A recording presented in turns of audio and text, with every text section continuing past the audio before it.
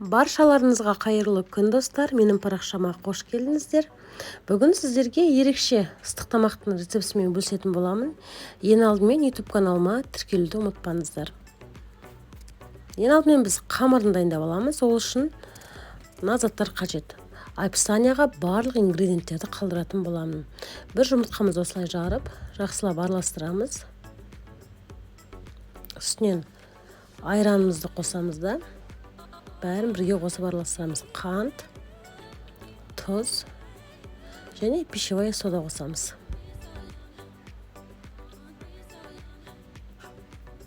Жақсылап араластырып, үстінен сұйық майымызды қосамыз. Енді үстінен ұнды ситадан өткіземіз. Сол кезде нанымыз жақсы көтерілетін болады. Жақсылап өткізіп тұрып араластырып аламыз.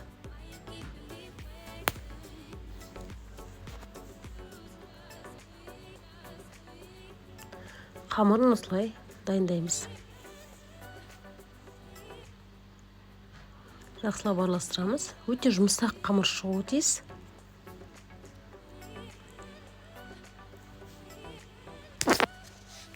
Үстіне шамалы ұнымызды сеуіп араластырып аламыз. Қамырымызды осылай басып шығамыз. Әбден өте жұмсақ болып еленетін қамыр болуы тиіс. Қамырымыз дайын болып қалса, енді ішіне салатын салмасын дайындауға көшеміз. Ең алдымен мен осындай қара кесек ет қолдандым. Немесе май бар етті қолдансаңыздар болады, осылай майдалап турап аламыз. Немесе ірі турасаңыз да болады. Мен өзіме осындай тураған ыңғайлы болғандықтан солай турадым.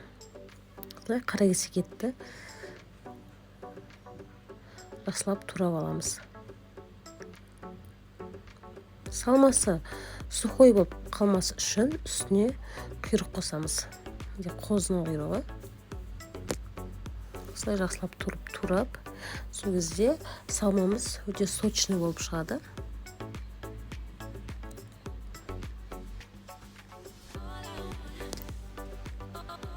Осылай құйрығымызды турап, салмамызға қосамыз.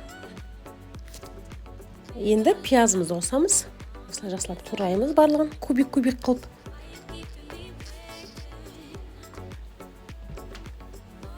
Және картошкамызды дәл видеодағыдай тураймыз. Жалпақ тілмен айтқанда, лағманның несіне ұқсайды? Қамыр несіне, салмасына. Енді үстіне тұз, бұрыш, приправаларыңызды қоссаңыздар болады. Мен тұз бен бұрыш қана қостым. Сосын шамалы су қостым. Өткен картошка болғандықтан, картошка суды жақсы көреді, сондықтан ол су қойғып жүрмес үшін су қостым. Үстіне әртүрлі букет приправ, хмели сунели қосуға болады. Және кім томат жақсы көреді, томат қоссаңыз да болады. Енді қамырымызды елейміз. Қамырымызды 4 бөлікке бөлеміз. Мен 4 горшочек жасаймын. Осылай қамырымызды басып алып, жұқа қылып жаямыз. Жұқа қылып әбден жаямыз. Қамырымызда өте жұмсақ болып шығуы тиіс.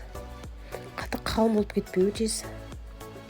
Қатты қалың болса, дәмі де онша болмай қалады. Сондықтан жұқаға бөлуге тырысыңыздар, дәл видеодағыдай.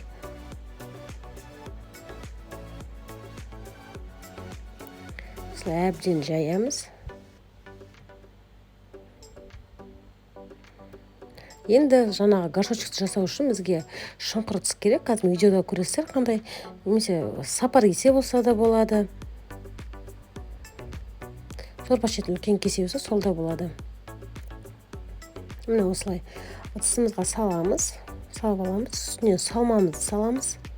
Салмамызды жақсылап тағы бір араластырып аламыз. Салмамызды осылай саламыз. Енді барлығын түйіп жинайсыз. Артық қамырларды алып тастаймыз жан-жағындағы. Енді барлық жағын жабамыз. Ашық қалмауы тиіс. Енді осылай формаға саламыз. Және қалған қамырдан өріп бетіне қақпақ жасаймыз. Осылай қақпақ жасап, осылай қақпағын ашатын аузын жасаймыз. Енді менде 4 горшочек шықты. Енді жұмыртқамен осылай жан-жағын бәрін майлап нетіп жағып шығамыз. Жұмыртқаның сарысын жағып шығамыз. Және бетіне мен өзім күнжіс септім. Мак сепсеңіз де болады. На свое усмотрение ғой.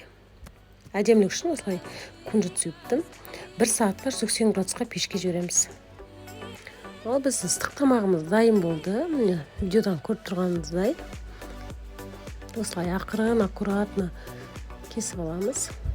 Және ашамыз.